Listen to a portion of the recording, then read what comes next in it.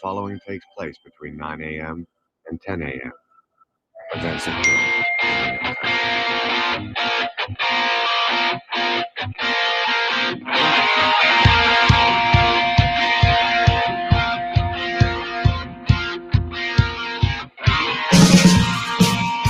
Good morning, everyone. Welcome to another live episode of FPC Radio Live. That's why we call it FPC Radio Live, because we go on air live just about every day.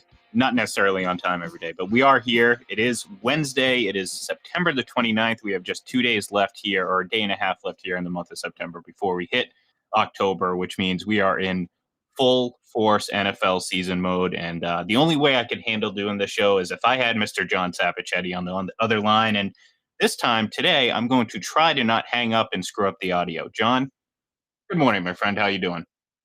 Good morning. I'm starting to take it personal if you start hanging up on me, but that's okay. What do you see a pattern? Every time you bring up LeBron James, you hear click, or Aaron Rodgers, click. Yeah, click. Actually, my nephew, when I talk to him and I start bringing them up, he goes, "Geez, Uncle, I got to go. I got a call coming in from the doctor." So I think he's already on to me, and you're probably right behind him every time I mention my two favorites. It's that Elaine, that episode of Seinfeld where Elaine's like, "What? Yeah, okay," and he just walks away. Which bad connection. Yeah, hey, hey, it is what it is. Actually, funny little tidbit, and I wish I had the year in front of me, but September 29th is the some number year. I'm guessing from, I think it was 1995. The Big Salad. One of my favorite Seinfeld episodes. I saw that pop up on Twitter today, so I had to bring it up. So absolutely. But well, our fire alarm is going off. Yeah, so clearly. Are you staying near Foxborough Stadium? Are the Patriots up to no good? No, Red Auerbach's up to something. Red Auerbach is often against the Lakers in the final. So right. If you hear me for 1 second, I'm going to get out, go outside. It's a beautiful day. And you need like 10 seconds. Yeah. Why don't you? Once every 2 weeks we get one of these. Yeah, you know what? I'm gonna mute your mic right now, and I'm just gonna talk over you for a second because that was pretty loud, and I'm concerned for you, John. So hopefully you're gonna be okay. But obviously today it's Wednesday. We're getting closer and closer to the start of Week 4 in the NFL. The big game, obviously, Bucs Patriots. Tom Brady returning to Foxborough. Tomorrow night we kick off the week with Thursday Night Football. But the big news of the morning, and pretty predictable, would be the signing of Richard Sherman by the Tampa Bay Buccaneers. And John, as far as I can tell, there's no beeping going on behind me unless you're breaking into a car right now. So no, I'm not doing that at any time soon since I don't drive, which I'm very proud of at 58, not to be have a driver's license. But now I'm outside. It's a beautiful day, and I'm away from the building where there's a fire alarm, a false alarm, which happens like once a month. So I'm ready for it. Well, like I said, that's why I asked if you were staying near Foxborough, the Patriots and all their hijinks, Exactly. But anyway, so we talked about the Bucs a little bit yesterday, and obviously, we spend a lot of time talking about them because they're quarterbacked by Mr. Tom Brady, and they are the defending Super Bowl champions. So, of course, we're going to talk about them. Their defense has been struggling. They lost Sean Murphy Bunting to a dislocated elbow in Week 1. He's going to be out for quite some time. They've been dealing with other injuries at the cornerback position. They've been pretty thin, and they're giving up quite a bit of passing yards every week. Every single passer has gone over 300 yards. In fact, they're averaging 343 yards passing opposing quarterbacks. So essentially what they're doing is going up against Tom Brady every week because Tom Brady's averaging 363 passing yards a game. So the Bucs definitely needed help in the secondary. Richard Sherman is not the guy who went to back-to-back Pro Bowls and was named All Pros in back-to-back years and went to Super Bowls. However, he is a pretty solid veteran addition to this team that could really help solidify that backfield and that secondary, which, again, it looks like it's going to be a problem because Matt Stafford just was flawless last week and pretty much doing whatever he wanted, throwing the ball. So I like the signing. It was predictable. I actually wrote the piece last night, so it allowed me to get it up right before we got on air here today. But now it's about him getting out there and getting the work done. But once again, this seems like another move that was really pushed by Tom Brady, because if you read the reports, apparently he reached out, as well as other members of the Buccaneers defense and team, and really sold Richard Sherman on coming to the Bucs. Absolutely, and this is what Tom Brady does. This is what LeBron James does in LA. I know it's quick for me to bring him up, but we compare them all the time. And this is a perfect situation for Richard Sherman, especially this week, because he's not going up against an elite passing team, right? I don't think the Patriots are going to throw for 343 yards. If they throw for 243, I would be surprised. You look at what Matt Stafford and that Rams offense did last week against the Buccaneers. The Patriots don't have Matt Stafford. They don't have Cooper Kupp. They don't have Deshaun Jackson. They don't have that offensive line, and they don't have Sean McVay calling plays. So, real quick, to be honest, I don't know if he's going to play this week. I think that's still up in the air, right? Yeah, because I think he said that he needs about a week or so to get into football shape. Okay. So I'm assuming he's probably not going to play this week. But again, if you're going to miss, be short a cornerback for 1 week, it's probably not a bad thing to do it against the Patriots right now. Yeah, you and I could probably start a corner for Tampa, and they wouldn't get exposed by the Patriots, anemic passing attack. But yeah, it's a great signing because again, you're bringing a veteran in who's been to 2 Super Bowls, actually been to 3 Super Bowls, won one. He's on the All-Decade team. A guy who's a leader. I think his teammates love him. And again, this is what Brady does, and this is what the great athletes do. And look, I can't wait to hear the story of how Richard Sherman's going to show up and Tom Brady's going to go across the locker room and introduce himself as if Richard Sherman doesn't know who Tom Brady is. See, they've already shaken hands before. Shooken hands. Shooken, I like yeah. that. Shooken hands. I haven't had enough coffee yet. You're going to have to bear with me here. Absolutely not. Don't worry. After we get done with the show, I'm going to call up Webster's Dictionary and get that added to the dictionary to retroactively make me sound smarter. Well, it's street slang, so that's all right. We're talking football. Who cares, right? We want to make up our own new words. Exactly. Well, that's what I do here. I make up things all the time. Speaking of making up, the Patriots book should be not so interesting. Anyways, no, I don't want to. I think we're going to disagree on that, but let's not go there. I don't want to go there quite yet. Richard Sherman, again, like you said, like I said as well, not the same guy.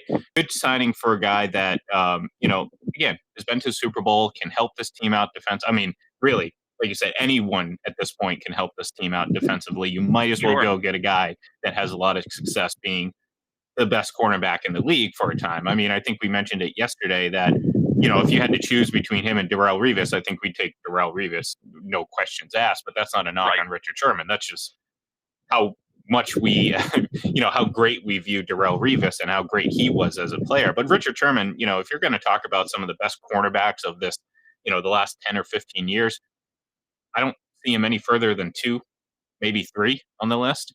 That includes Revis, so yeah.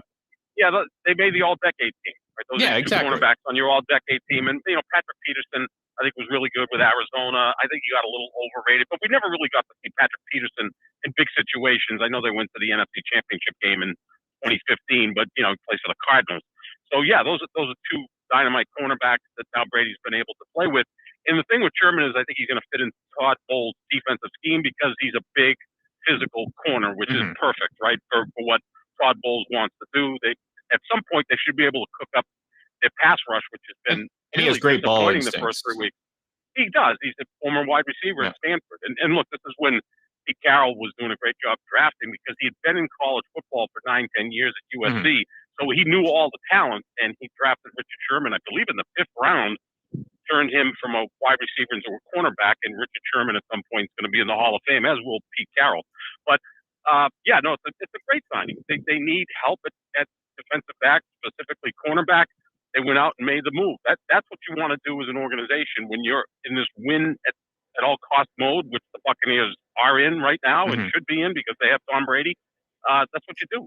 You need help, you go get it. And look, 2 years ago, the Patriots determined that they needed help at wide receiver, so they went out and drafted N'Keal Harry. They brought in Antonio Brown. They brought in Demaryius Thomas. They traded for Mohamed Sanu. It didn't necessarily work out, but they saw that they had to improve a situation. They went for it. It didn't necessarily work, but this should work out fine. And again, you can kind of pick your spots with Richard Sherman too, right? I mean, we see this in the NBA with load management. I'm not against it in the NFL. I mean, give the guy a week off against a team you should be able to handle pretty easily, let him rest up and be ready for the postseason. So it's a really an easy signing to support. It's all win, no lose type of situation. Well, and here's the thing though: the Bucs may not afford to be able to have him rest. That's the problem. Like, True. they're not doing this. This isn't one of those moves, and they've made many of these moves where it's just kind of icing on the cake.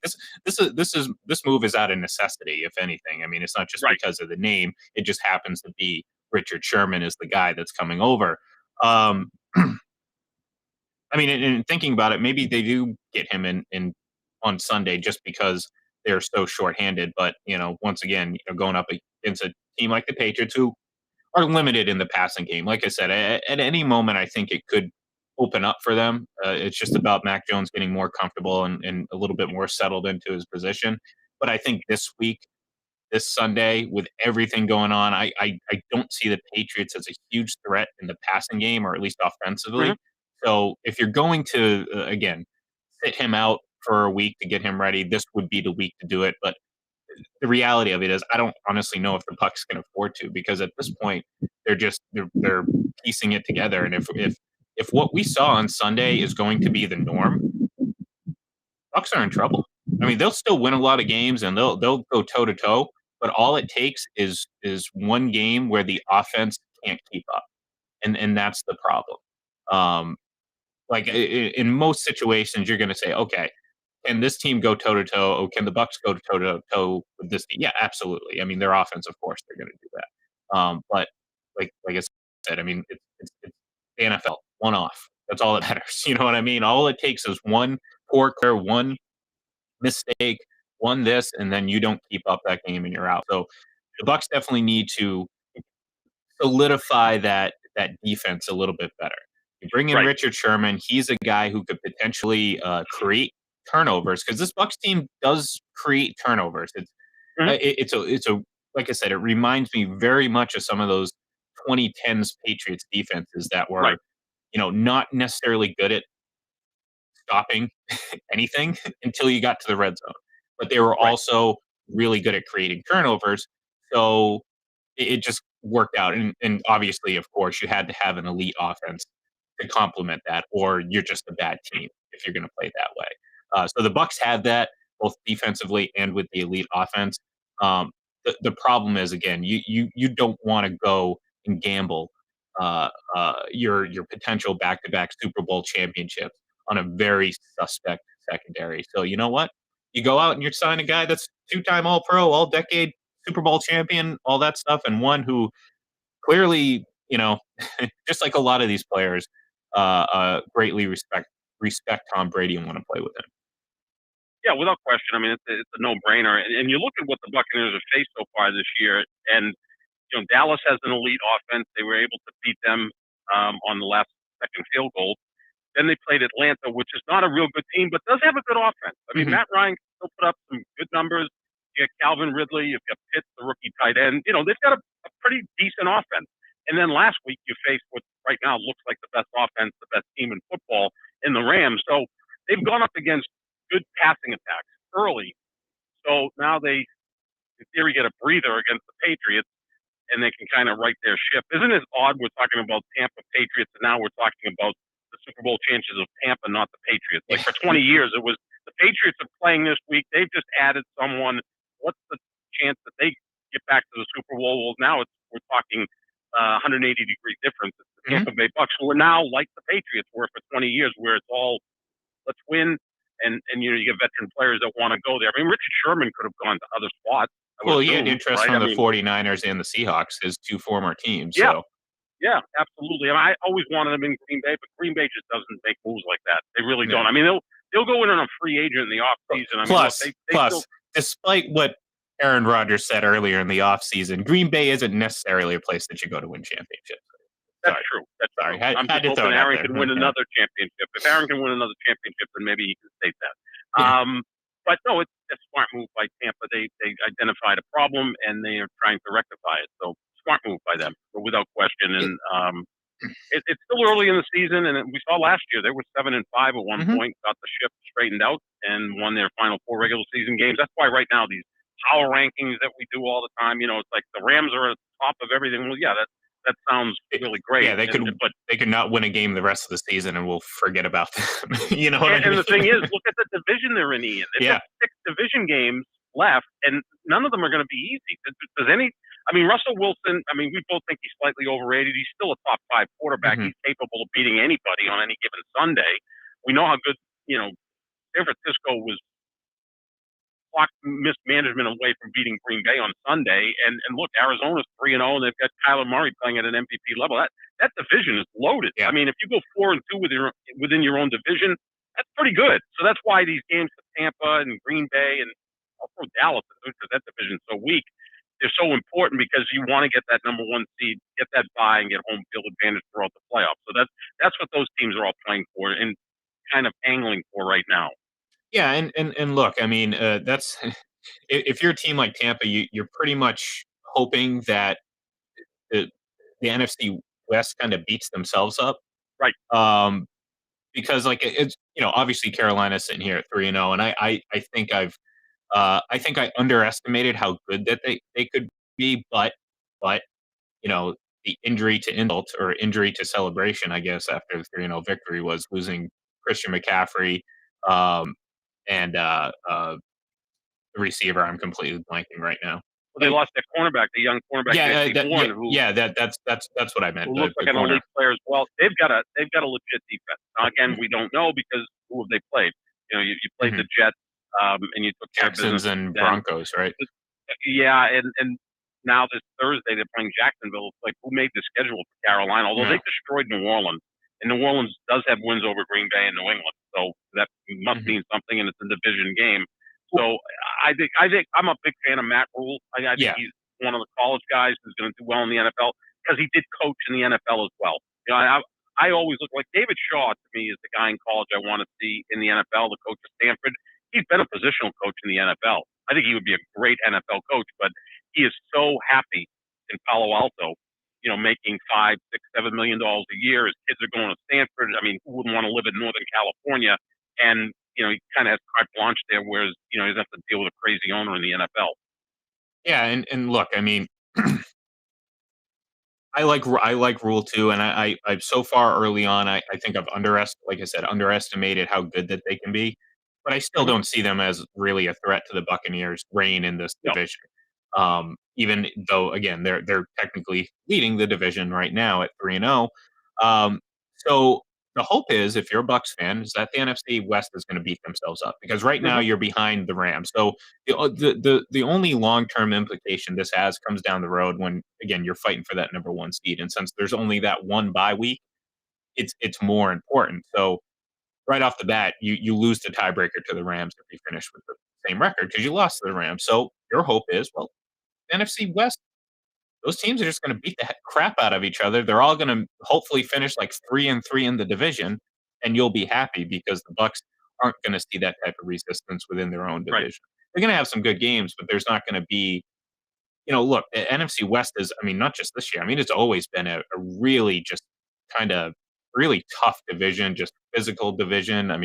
It's not the same Seahawks and 49ers teams of 5-6 years ago, but the mentality still stays there. You know what I mean? It's like Pittsburgh. It doesn't matter. It doesn't matter if it's 1975 or 1995 or 2005. The Pittsburgh Steelers have been the same exact team, same exact philosophy. That's what I feel like with the NFC West. It's always some really heated rivalries, physical football, and again, if you're another team in the NFC, you're sitting there watching and hoping they just beat the crap out of each other, and eventually, you take advantage of it. Yeah, everybody goes either 2-4 or 4-2 against each other, or everybody goes 3-3 against each other, and now you've got maybe all 4 teams making the playoffs. At the beginning of the season, I picked all 4 teams to make the playoffs, with Dallas, Green Bay, and Tampa Bay winning their respective divisions. Now you may amend that because Carolina does seem to be a playoff contender, although still need to see more of Sam Darnold. Again, when we're looking at the NFC, and if we break it down into quarterbacks, obviously, to me, Brady and Rodgers are still the 2 best quarterbacks in the NFC by miles. And then I'll put Russell Wilson third, and maybe at that point, whatever, Dak Prescott or Kyler Murray is the next best quarterback. But if we're so high on the Rams and Carolina, we have to be high on Matt Stafford and Sam Darnold. Now, they're in new situations, and they are showing that they can really do it with more support around them. But look, if we get to the NFC Championship game, and whether it's Green Bay at the Rams or Tampa at the Rams, I still like the chances of Green Bay and Tampa because of the quarterback, right? So, and look, and Aaron Rodgers destroyed that defense last year in the postseason. So Jalen Ramsey was on Devontae Adams in the postseason, and Adams toyed with him, and Rodgers toyed with him in that postseason game. So I think that still the Packers and Buccaneers still have to be looked at as at least on a level with the Rams because of the quarterback. Oh, sure. I mean, we do this every single year. There's always teams that really start to take the next step, whether it's we saw it early on with Baltimore a couple years ago, and then it was Minnesota's always that preseason team. Oh, they're going to do it. They never actually do. Right. But, we see this every year, and some teams have staying power. Some do. We saw the Cardinals get off to a great start last year, but then sputter towards the end. I think the Rams obviously do have more staying power than other teams. But at the end of the day, it's if they're going to meet again, I can tell you right now, I'm going to pick Tom Brady and the Bucs. You know what I mean? Just because like the history and the what he's done in the past. Obviously, speaking about Brady, like you're always going to give that advantage. And like as great as Matt Stafford is right now, we have seen him beat Brady before. You know what I mean? So for him, it's about doing it the entire season, and as we've mentioned before, most importantly, staying healthy. Like 3 games, we have 15 or 16, 14 left. I can't do math. I screwed up the number to begin with. Then English and math have been a problem this morning. You know what? You've got to get that into your system before the show. I'm not taking the SATs anytime soon, so I don't give Neither am I. bleeps. So, but yeah, so am I impressed by Matt Stafford? Absolutely. Is he right in the mix of the MVP? Absolutely. Would I put him as the front runner? I'm not quite sure yet. I certainly understand the case for it and wouldn't argue it. So the point is he's been playing great. But again, we've seen him play great in the past. Now, hasn't been for the whole season. There's been hiccups along the way. And, to me, it's like I still wait for kind of the boneheaded Brett Favre-esque turnover. And he almost did it early in that Bucs game. But to his credit, he was great. I mean, like I said, I'm really just harping on one bad throw, but it was a bad kind of what are you thinking type throw that could have gone back for 6. And that's the type of play that I'm not going to say Brady never makes, but there's a different, you know what I mean? There's a difference that I can't really explain that like Tom's not Brady's played so many games. At some point, he's going to throw pick 6. I mean, just exactly. The man has played over 300 games now, right? And with Stafford, regular season, and look, with Stafford, you can cut him some slack because he was on the Lions, and maybe he felt it was more necessary to throw some of the throws that he made, all that stuff. But the reality of it is, he has made mistakes like this in the past, and like I was saying before. With the Buccaneers, all it takes is one mistake in one game to derail your championship hope. So, when it comes down to that, give me the guy that I'm guarantee you is going to make a mistake once out of 100 times in high pressure situations. The thing about Matt Stafford, you give him credit because he got the Lions to the playoffs 3 times, which is difficult to do. But also look at the skill set he had around him. He never really had a good running game, but he had elite receivers. Oh, yeah. I mean, he had Calvin Johnson. Well, the Lions kept drafting receivers with their top 5 picks. They just drafted wide receivers. Yeah, it's like the baseball team that continually drafts shortstops, which makes sense. But yeah, I mean, you had Calvin Johnson, who may be the most physically gifted receiver in the history of the sport, right? I mean, 6'5", 240 with 4.3 speed, great hands, toughness, the whole bit, right? And then you had Golden Tate was a damn good receiver. Marvin Jones. He's had good receivers. It's not like he didn't have support. Now he has really good, players with him. I also think he has one of the best offensive minds in the sport in Sean McVay. So, and it's a very, very quarterback-friendly offense that they run in LA, that they run in Green Bay, that they run in San Francisco. And, that type of offense even makes Jimmy Garoppolo look good, let alone Matt Stafford or Aaron Rodgers. So, yeah, he's in a really, really good spot. But again, we got to see what he does, get to the postseason. It's the NFC Championship game. He's home. All the pressure's on him.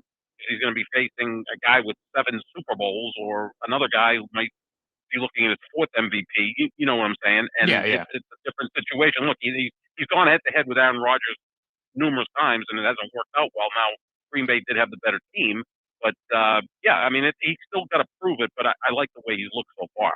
Yeah, and look, I mean, when I look at how this game played out, the result was a result of poor defense on the part. Mm-hmm. When all things created equal, the offense actually moved the ball pretty well. I mean, of course, going up against the Rams, there's going to be times when you go 3 and out, and they're going to make plays. That happens every single game. But for the most part, you don't accumulate 434 yards passing by not being able to move the ball, clearly. And Tom was obviously having his way at times. It just didn't work out. There were some unfortunate miscues, penalties, all that stuff. We kind of went through that a little bit yesterday. So, given a second chance and a second opportunity, I think they would certainly tighten things up. And, you would hope if they do meet again, you do have a guy like Antonio Brown out there. And of course, Richard Sherman, you hope that he's a decent percentage of the guy that he used to be. Because if he is, that's fine. That's all you should be hoping for. Again, if you expect him to be the all-pro cornerback, you're going to be disappointed because he's not that guy.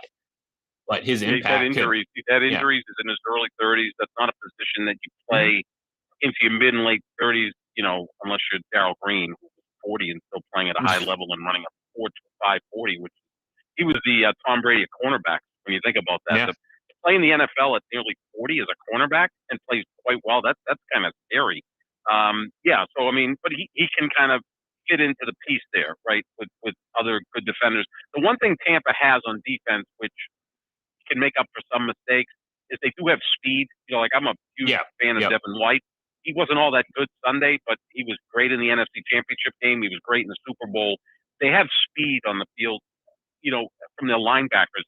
That's what's frustrating about the Patriots. It looks like the Patriots were built for 1995 on defense.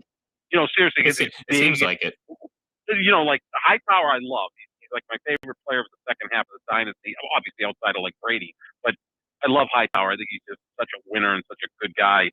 But he looks older and slower. And again, he missed last year. And as we saw with Rob Gronkowski last year, it takes a little time after a year off to get up to speed.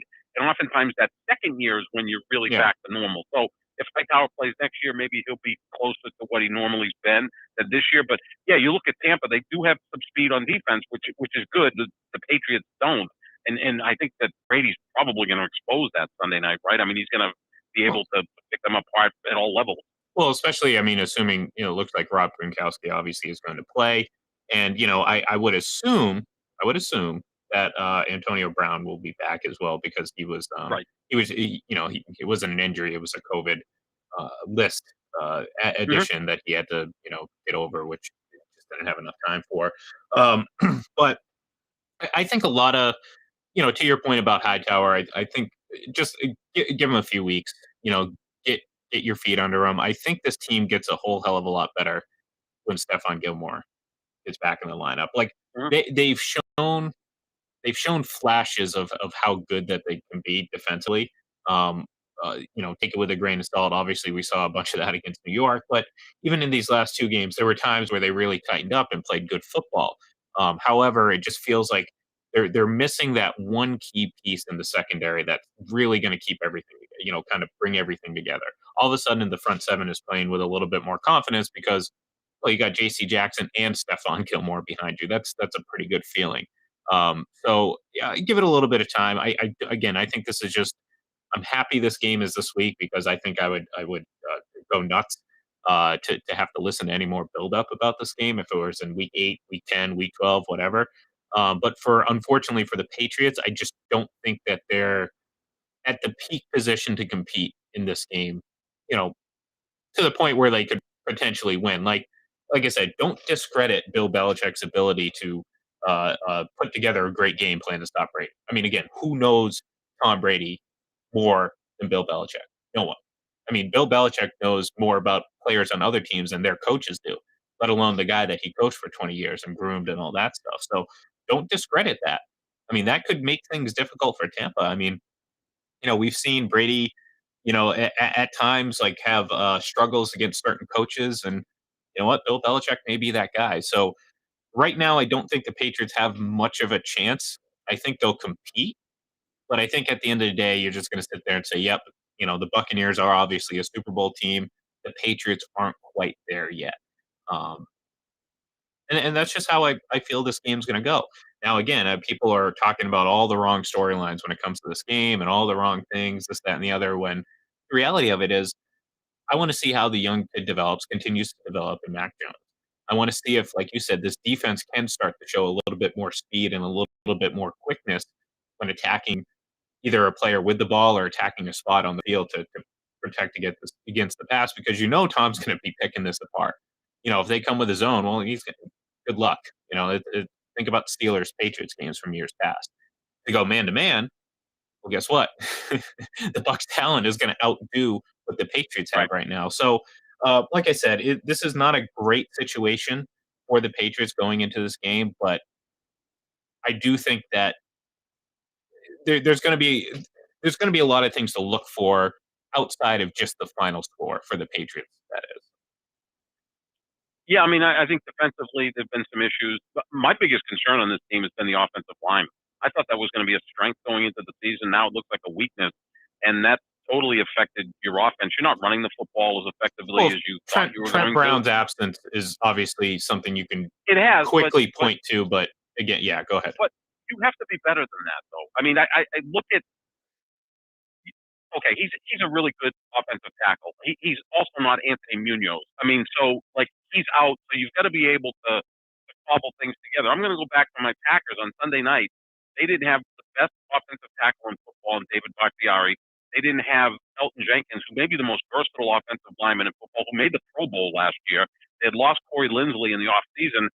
They played pretty well against a really good front of the San Francisco 49ers. They gave Rodgers time to throw. They ran the ball effectively enough to set up the play action pass. Offensive line is like the bullpen in baseball, because one guy's off or down. You have to kind of patch it together so it works. So yeah, Trent Brown's great, but does the offensive line completely fall apart? Like David Andrews was not very good last Sunday. Shaq Mason looks like a shell of himself.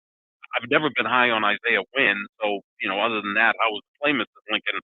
That's been the biggest problem with this team, is the offensive line, because that was going to solidify everything, right? That was going to allow them to run the football, protect the young quarterback, hold on to the ball, and win those types of games. But they can't even do that right now. I'd say the issue is more in the run blocking than it is the pass blocking, because surprisingly, and I saw this after the game, the Patriots offensive line is actually pretty good at their win rate, if you believe in things like that, is actually pretty favorable. Now, again, I say it all the time, stats are for losers. Mm-hmm. If you look at just one stat, it's not going to tell you anything really, but you can sit there and say, okay, maybe I've underestimated the pass blocking.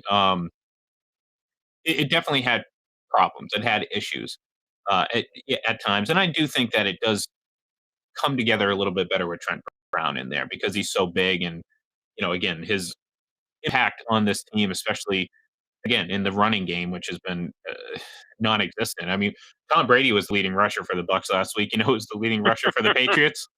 Mac Jones. Yeah. So, that's not a good sign. Yeah, that's not a good sign. Like, you really, unless you're the Baltimore Ravens, you don't want your quarterback being the leading rusher on your team. It's just exactly. So that's the issue. I think it definitely becomes more of an issue in the run game, because eventually you just abandon the run game, and when defenses know you're going to pass, well, it becomes infinitely more harder for that offensive line to protect against something when the defense knows what's coming. So it's I want to cut them a little bit of slack, because there is some evidence that they are a pretty decent unit, but it just hasn't come together for an entire game yet. And going up against a team like the Bucs, who again, they weren't great defensively, but we can't ignore the fact that at any given moment that they could just explode, either in the pass rush with JPP, who was out again on Sunday. Mm-hmm. So if he comes back, you also you add that element to it. They have a lot of talent in their front seven, so for me, it's going to be a difficult matchup for the Patriots regardless. I'm more concerned about that run, that pass, or the run blocking, because the Patriots need this running game to be more consistent. And against that team, it's nearly impossible to run the football. Yeah, it really is. I mean, you got Ndamukong Suh and Vita Vea in the middle. It's like, good luck. I mean, the Rams ran just enough to set up play action. That's what you have to do against Tampa. But also, what Rams can do is beat you over the top from play action. The Patriots can't do that right now. See, in years past, if this was if Tom Brady was the guy leading this Patriots offense going to go up against the same Bucs team, let's say with another elite quarterback, but specifically about the defense, you know what they do? They'd start the game 5 wide. And that's how you'd attack that defense, because we've seen it. We saw it against Minnesota years back when they had that really, really, elite defensive front. They just came out and Tom Brady just spread them apart 5 wide, minimized their impact, and picked apart their, suspect secondary, which is exactly what the Bucs have. But unfortunately, and of no fault of his own, Mac Jones isn't ready for that yet, or at least I don't believe he is. And that's that shouldn't be a red flag. That shouldn't be cause for concern, because I've seen all week people, oh my God, Mac Jones can't do this, he can't do that. It's his third damn game in the league. You know what I mean? Like you got to give it time to develop. And like if you assume that he's going to become Tom Brady, then you're disrespecting what Tom Brady has done, because no one's done that. So you have to look at Mac and say, all right, I understand he's going to have some limitations. It's not necessarily a bad thing. It's just part of the growing process. I mean, how many college kids come into the NFL with full understanding? And I'm kind of picking this from of all people, a Mark Sanchez argument he made on some show. I can't remember which one, but he said, like, these college kids come in with barely an understanding of what these defensive fronts look like, picking out coverages, picking out motion, and all of a sudden you're expecting them to learn that on top of just trying to go through the week to week process of preparing for individual games. And it's like, you think about it, and it's like, man, that is a lot. Now, some kids get it. Some kids, are put in a position that it's a little bit easier, whether the team around them's built differently or this, that, and the other. But like all too often, these young quarterbacks are being thrown into situations that they're not ready for on teams that aren't that good, and their careers plummet because they lose that confidence. So for me, I like that Mac Jones is starting. We've gone over this quite a bit. That there are a lot of positives to take away from it, but the people out there that overreact from past to past, it's like, don't get frustrated if they come out and this offense looks a little bit sluggish against a really good team. This is what the Patriots did to other teams for years and years and years and years. You know what I mean? You're a mediocre team, but guess what? You're going to look like a bad team against a great team, and that's just how it's going to be. And what the Patriots have faced is, Miami, who I thought was overrated going into the season. I think they're going to be exposed as average at best, but they do have a decent front seven, so they're difficult to run against. And the Patriots were running effectively until Trent Brown went out. Week 2, the Jets. The only thing the Jets have that's decent is their defensive line. It's not a bad defensive line. That's like the strength of the team, which is maybe a backhanded compliment, but that's one unit that's really not horrible on the Jets. And New Orleans has a good defense. I mean, there's no question about New Orleans' defense, right? They held Aaron Rodgers to 3 points. Now, he had a lot to do with that because he seemed to be in some other planet. But even against Carolina, their defense wasn't all that bad. It's that they could move the ball against the Panthers, and that's why they lost in a blowout. But, so they faced some decent defenses that you have trouble running against and have speed and all of that stuff. But, yeah, I mean, as Sanchez said, and I like him as an analyst because he's not afraid to make fun of himself, but he said that starting in 2008, when Matt Ryan and Joe Flacco, as rookies, led their teams to the playoffs, all of a sudden the NFL said, hey, we could draft a quarterback and put him in, and we'll be on our way. And that worked for the Falcons and Ravens back in 2008, but they had pretty good teams, right? Yeah. So it wasn't like it's not like Trevor Lawrence went to Jacksonville and, turned the whole program around. That's impossible to do. Look, even the great John Elway, he struggled early in his career. You could see the talent was there, the science, the toughness, but, even he struggled. Marino as a rookie was exceptional. But the thing is about Marino as a rookie, he was playing on a team that the year before had gone to the Super Bowl. He was drafted late in the first round. So that was a perfect situation for him. So, yeah, it's going to take time for Mac Jones to figure this out. As Sanchez said in that show, was these kids coming into the NFL now, they couldn't even draw the fronts they're going to face. Yeah. compared to what they're going to know in 3 years, or even 3 months. They'll pick up even more stuff. So yeah, I mean, I don't worry about him. They've got to fix some other problems. I think he's going to be just fine, but there's going to be growing pains there. Well, unfortunately, John, we're running out of time, so we're not going to be able to dive into the new book.